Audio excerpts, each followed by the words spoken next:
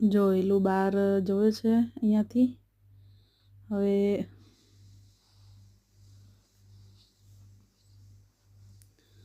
જો અમે પકડામ પકડી રમીએ છીએ તો હીલું દોડમ દોડ કરે છે. આખો દિવસ અમારા ઘરમાં આવું જ ચાલતું હોય. આખો દિવસ એ દોડમ દોડ કરે. હવે જો એ બારે આવી છે ને તો એ દોડાવે છે બધાના. અને બારે ફરવું રમવું ગમે. જો અમારા ઘરમાં હીલો છે ને એ સૌથી નાની છે.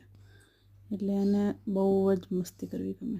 આ દાદા છે એમના ભેગી જ અમારી મોટી છોકરી અને હીલું બે રમે છે. હીલુનો ફરાક પહેરાવીએ ને તો કેવી લાગે છે એ જોજો. જો એ જોવા આવી છે મારા જોડે. અમે પિક્ચર જોવા ગયા ને તો એ ત્યાં ડાન્સ કરવા માંડી હતી. હા, હીલુને તો બહુ જ ડાન્સ કરવો રમવું બહુ જ ગમે. હા, એમ જ